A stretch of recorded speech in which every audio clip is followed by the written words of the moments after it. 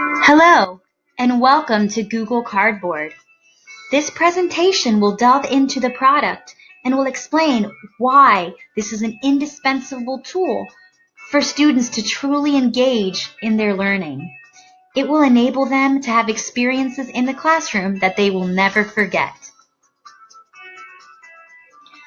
Seeing the same thing every day and having monotonous lessons can put students to sleep.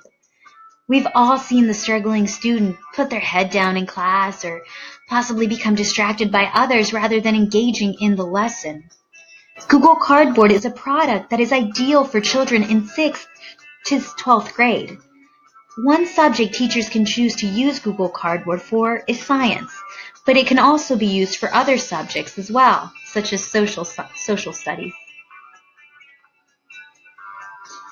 Making sure our students learn is most important, but what Google Cardboard does is enhance the learning experience by allowing the students to immerse themselves in the topic of study.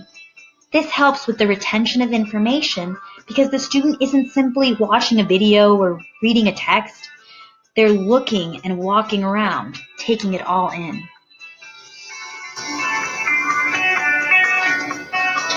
An example of the process of using Google Cardboard could be a 6th grade class that's learning about natural disasters. They could start off the lesson by watching a video about the worst natural disasters recorded in history and maybe reading an article on it. Up to this point, the students are interested in the topic, while others may be drifting off because it's just another lesson that involves a video. Next, though, the Google Cardboard is given to each student so that they can experience firsthand what a natural disaster feels like. By going through the experience themselves, this promotes higher order thinking questions such as, how are the people feeling and affected by these natural disasters? The last piece of the lesson involves creating an informational presentation about a natural disaster and sharing it with the class. In this part of the lesson, the students will be able to incorporate not only what they learned from the video and from the article, but what they experienced as well. In this manner, students are using visual learning from the video portion, kinesthetic learning from the VR Google Cardboard, and auditory learning from the verbal presentations that are being given in front of the class. This creates a well-rounded lesson. The Google Cardboard is easy to use. It can be attached to any cellular device. The application can be downloaded through the App Store on your cell phone, and it's free of charge. The teacher can actually put the instructions on the board so that the students can easily follow along. Step 1, download Google Cardboard in the App Store on your phone. Step 2, attach the Google Cardboard headset to your phone. Step 3, click on, and here you would insert the topic or the subject that you want them to learn about. So let's say you're doing a social studies lesson and you want to take a trip inside of the White House to take a tour. You would put that in there. Or let's say you want to take a trip to the moon because you're studying space and science. That could be another option. That's up to your discretion. And then you just put your headset on and enjoy the ride.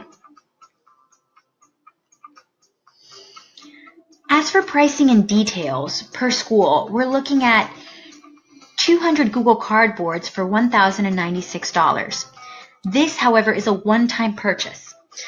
So typically a middle school could be about 600 students.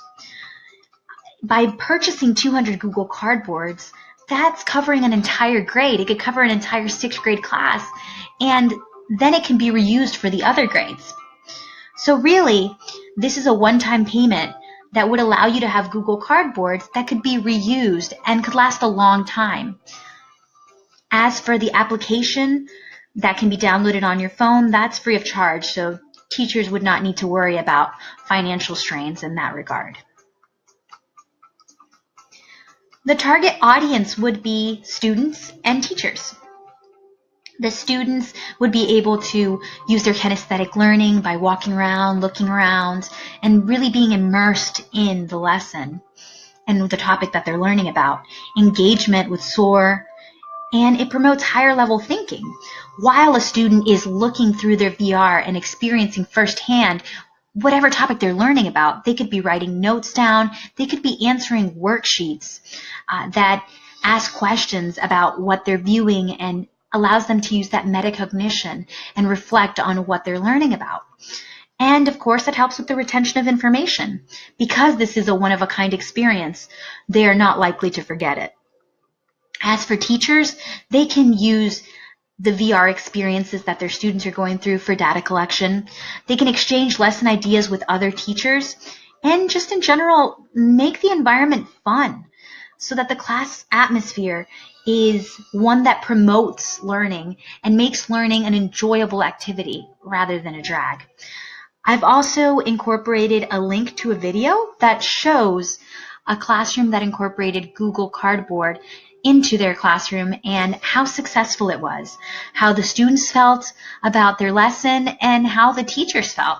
And they're all positive feedback in terms of the Google Cardboard and how it changed the way their class learns. As for students that do not have a cell phone, because of course we do need to consider that not all students are going to have access to a cell phone, there is also the opportunity for collaboration between students. So if a student has a cell phone and another one doesn't, they could always pair together and share a cell phone, share the Google Cardboard, and take turns. This, of course, is also allowing for collaboration within the lesson.